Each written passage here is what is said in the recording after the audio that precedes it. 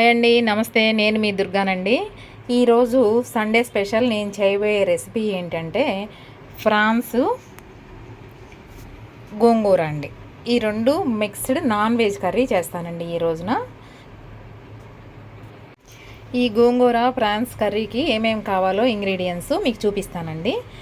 Onions, పచ్చిమిర్చి, కొత్తిమీర, అల్లం వెల్లుల్లి పేస్టు, గరం మసాలా అండి. గరం మసాలా కొంచెం పట్టి పెట్టేశాను నేను. అలాగే ఇందులో సాల్టు, పసుపు, కారం ఇవన్నీ కామన్గా ఉండేవే మనకి నాన్ వెజ్ కర్రీలో.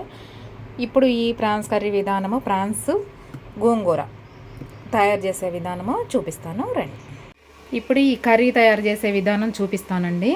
ఈ పల్లి ఆయిల్ వేడెక్కుతుంది కదండి, హీట్ ఎక్కిన తర్వాత ఇట్లా ఆనియన్స్ వేసుకుని గోల్డెన్ కలర్ వచ్చేదాకా ఫ్రై చేసుకోండి.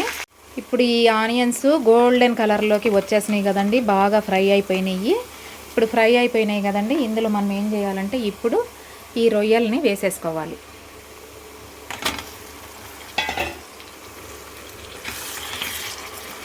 ఈ కేజీ రొయ్యలు తెస్తే ఒలిసేటప్పటికి 1/2 కేజీ అయినాయండి.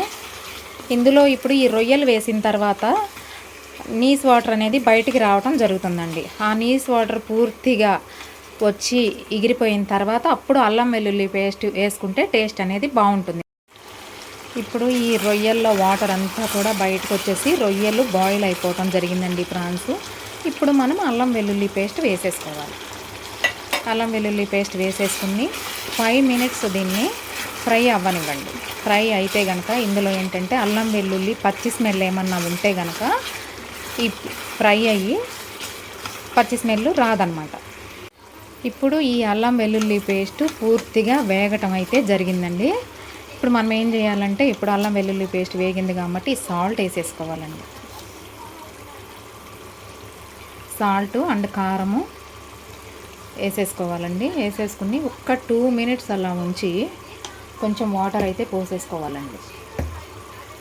ఇప్పుడు ఇందులో ఉప్పు, కారం, పసుపు వేసేసాం కాబట్టి ఇందులో కొంచెం మనం మసాలా అన్నీ కూడా వేసేసాము. వాటర్ పోసుకోవాలండి. ఈ వాటర్ ఎగిరిపోయేదాకా ఉంచండి. ఇప్పుడు ఈ రొయ్యల కర్రీలో వాటర్ అంతా కూడా ఎగిరిపోయిందండి. మంచి కలర్ వచ్చేసింది, దగ్గరకు వచ్చేసింది. మనం ఇంకా ఈరోజు మనం ఇప్పుడు ఏం చేయాలంటే గరం మసాలా అండ్ కొత్తిమీరతో మనము గార్నిష్ అనేది చేసుకోవాలండి.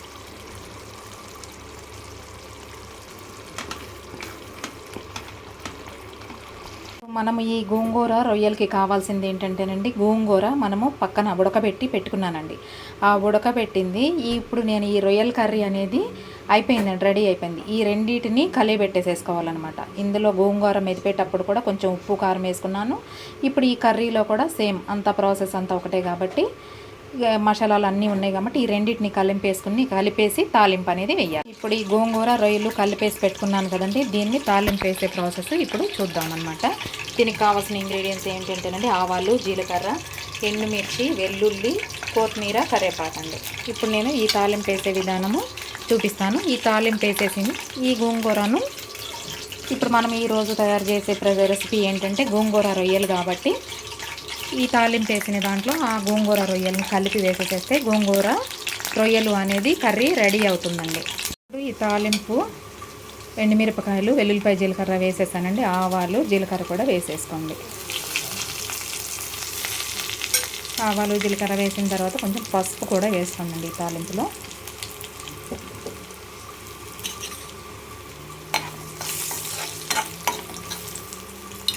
అవుతుంది కదా. ఇప్పుడు కొత్తిమీర, కరివేపాకు వేసి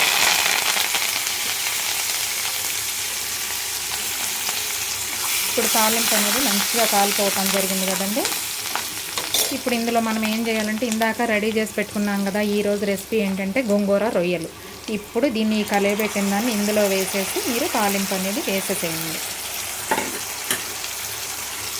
చూసారండి, గోంగూర రొయ్యలు కర్రీ అయితే రెడీ అయిపోయింది.